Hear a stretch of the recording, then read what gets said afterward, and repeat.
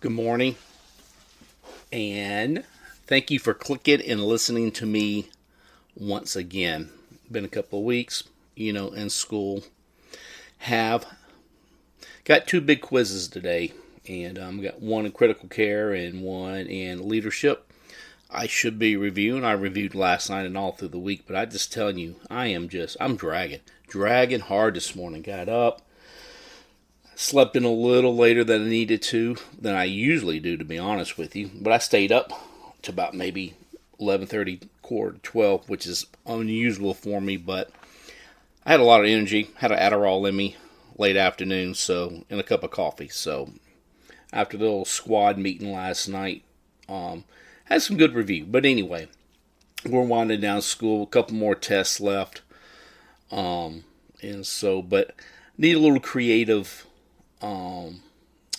expression this morning, and I came across a. Sorry for the delay here. I am trying to minimize my screen. There we go. So I came across a quote that someone showed me a little while ago, and been really thinking about that, and just got some things going on. Don't want to get all into the details, but I don't know. Just went to bed thinking about it, woke up thinking about it, having coffee thinking about it. If I just don't get it off my chest or say something about it, who knows which way this test is going to go. I don't know. Maybe it's voodoo when I think like that. But anyway, it says this right here. He says, never trust anyone who needs a whole squad to go after one person. If you have to build an army just to hate, you already showed your weakness. And I'm just telling you, that speaks volumes. That just speaks really volumes to me right there. And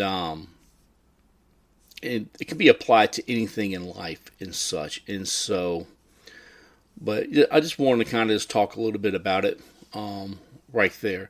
And the big thing is, come to think about it, is I always think about when personnel's in the medical field, they leave work for one reason or another. And I've been in this for quite some time, and you see people come and go in medical field. You see nurses come and go, doctors come and go, medical techs come and go, respiratory therapy, EMS especially. We're a wandering bunch from one place to the next, and just a lot of times it's just looking for that extra 50 cents an hour, no loyalty to a company or anything like that. And so, but I was taught a while ago that this also applies to church. Really this thought just came to me right here.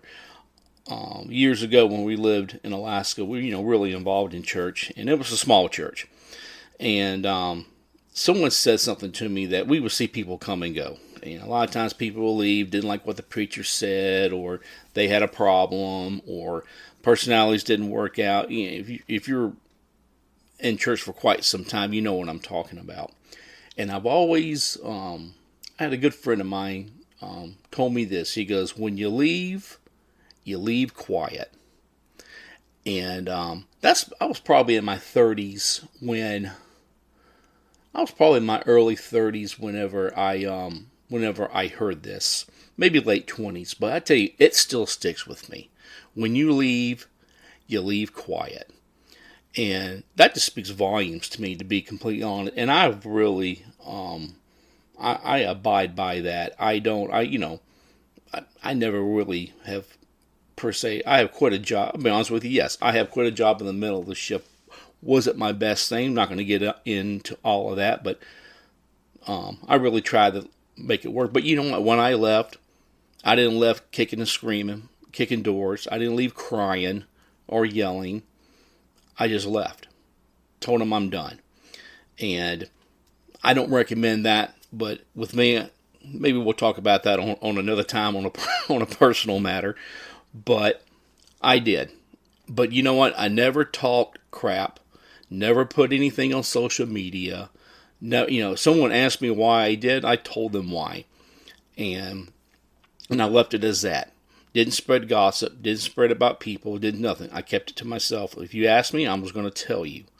And I just left it as that. But I would say I left quiet on that aspect. But everywhere else I've left, I've always been like, I give it my notice. It's time to go. And a lot of times when I've always left work, it's always to improve myself job wise. And so that has always been, always try to leave a good bridge. But, I just got some thoughts right here. And as far as, when people leave and such. And, but the big thing is that, when not every resignation is growth, some are reactions.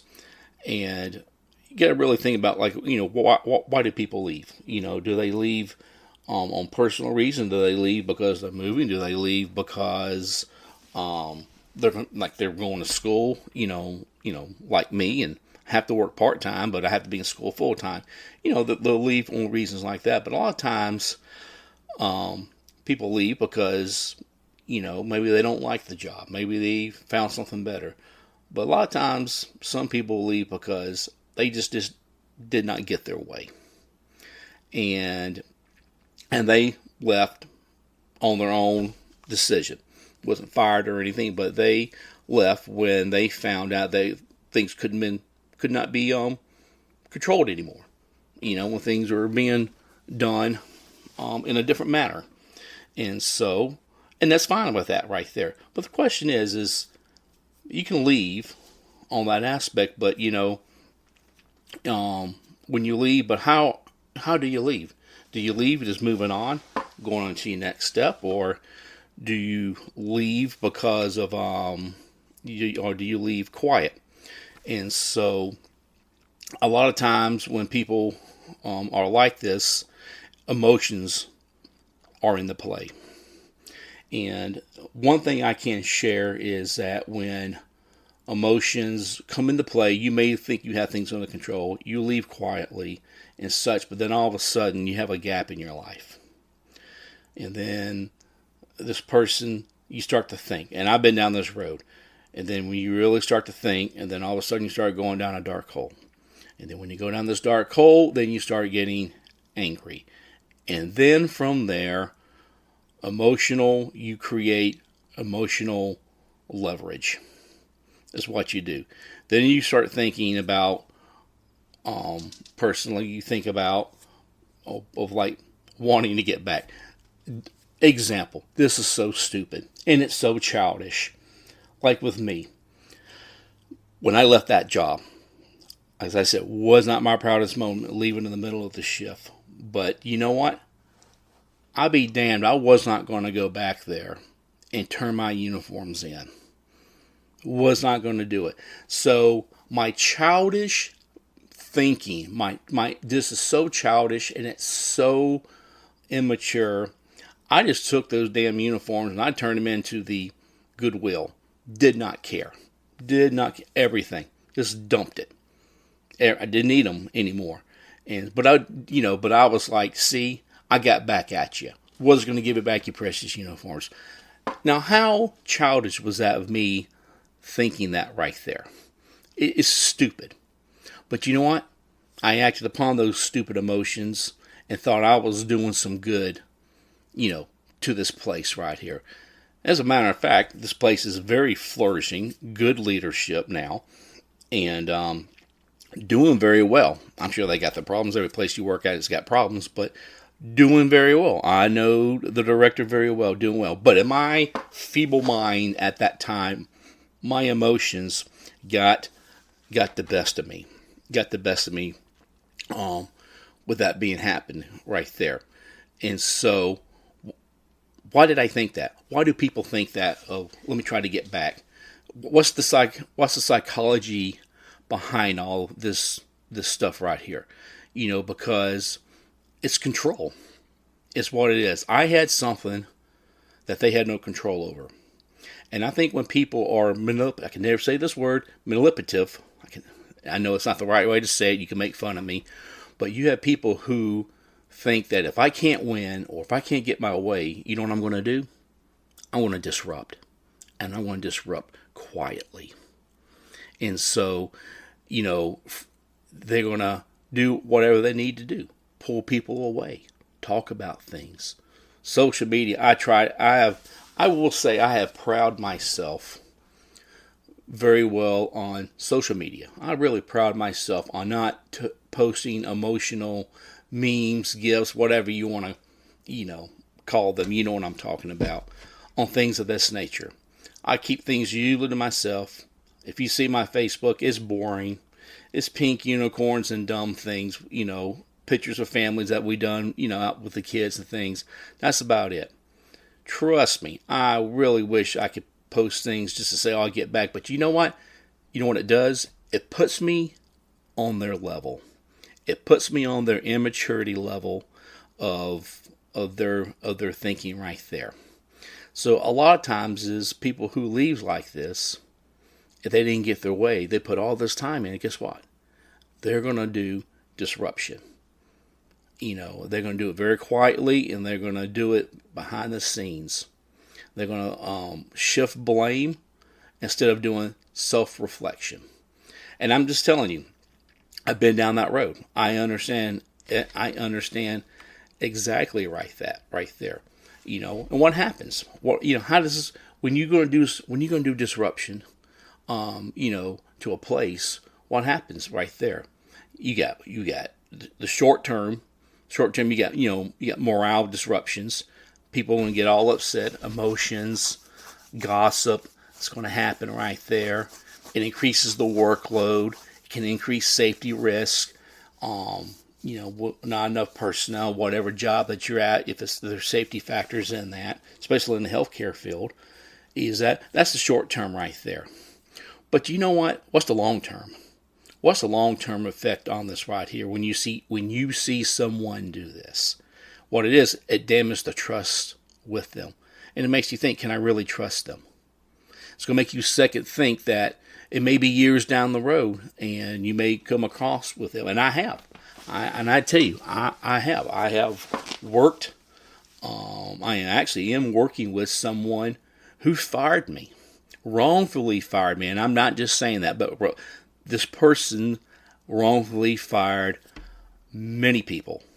And in the long run, light was shed on it, and that person was fired along with others. Won't get into that right there.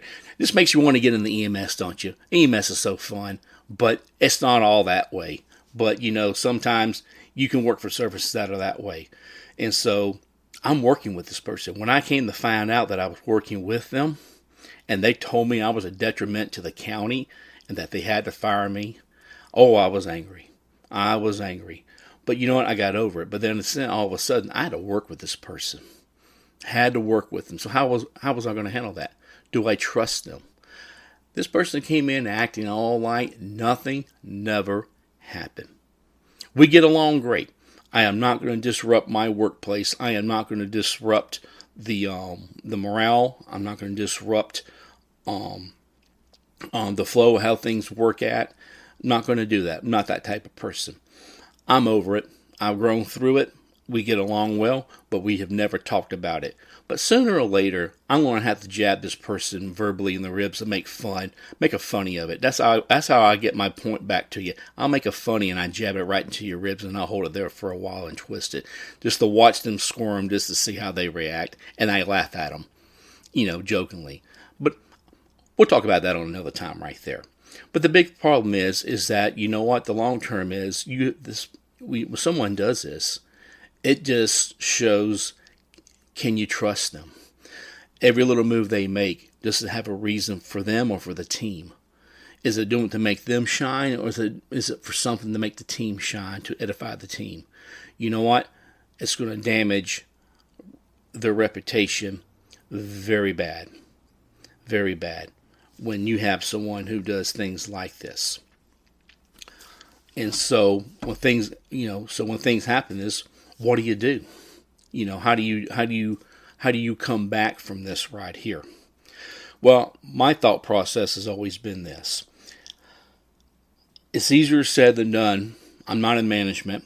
I'm not running a place or a service. But I always said, well, sometimes a service needs a good fleecing. Sometimes you got to get rid of the dead weight, the problem people, the problem situations, and that leaves huge gaps, and it leaves huge holes. And it's easier said than done with that. But I always truly say, I'm always full of sayings, but there's a lot of truth in what this right here is. It's always the darkest at dawn before sunrise. I've done a lot of camping as a kid, and I tell you, I've heard that. I've heard a lot of preachers say that before. It's a good preaching line to say. But I have been camping many of times when I was young, in the Boy Scouts, and on a personal level with family. It's been a while, but you know what? There's truth into that. I've been out in pitch dark, and I've seen it where before dawn, before sunrise, right during dawn, it is the darkest. Why that is, I don't know. Maybe we need to Google that. But you know what? Sunlight will come, and the sun will rise, and you will see that there is light, and a place will get through something like this. Now, boy, I tell you, I need to get back on track. I don't know why I even brought that all up there, but anyway, sometimes people need to go, but sometimes they're going to bring people with them. They're going to whisper in the ears. They're going to say, "Why? I can't believe he's still working here." They're going to try to get people pulled away and come work here, come work there. I can't believe you're still there. Because because they're weak. They're insecure. As I said at the very beginning, that it shows weakness. That's why I always live by, and I tell my children this. When you leave quiet. Now, you know what? You can voice your concerns. You voice them in a proper tone, in a proper setting. Give clean hands off. Respect communication. You do all these type of things, and you know what? You just turn away and you leave. Not saying that you're going to have regrets. Not saying you may have some anger built up inside you because of this. You will. And I have, as I told you, I had before. But you know what? You move on. Because here's another thing. I might do another talk about this, is that, no matter what, and this is the point that I can understand why people don't get through when they go through things like this, and they think they're getting back at a place. The days of companies looking after you and truly are concerned with you are over. Those days are long gone. Those were the days when my parents, my father, I want to go on a side talk here, worked for International Paper Company and worked for them for like 30 plus years before he retired. But you know what? Back in the day, we're talking like back in the 60s, maybe 70s, that was a place where, and I testimony, Bobby Wade was his name. He lived about 5 houses down from us when we lived in Mississippi. Bobby Wade, my dad said, Bobby Wade started out sweeping floors and cleaning. They saw a work ethic in him. They took him, they invested time, money, and training into him, and he moved right on up in that paper mill running. I don't know what he did, but I tell you, he had a nice house. He had a nice bass boat out front and decent cars. We all lived in a decent neighborhood. That's one thing my parents always made sure. We lived in a nice place near a good school district. And super nice. I knew his boy, and I knew his son. And real nice man. So, back to what I'm saying. Those days are over. Those days of getting on with a company are far and few between. And what I'm trying to say is that, companies don't care.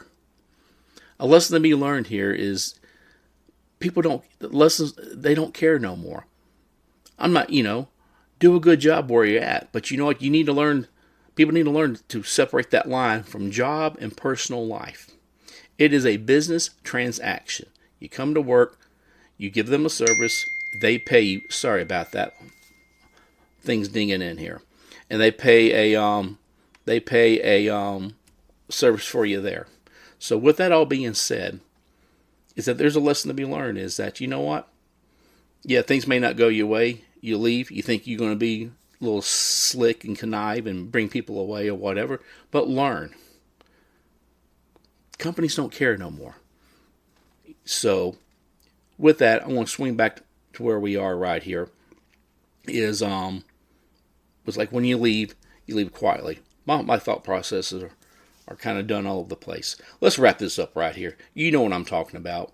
You worked with people like this before, and it's sad, and even maybe you were like this before. I was a little bit, and I'll admit it.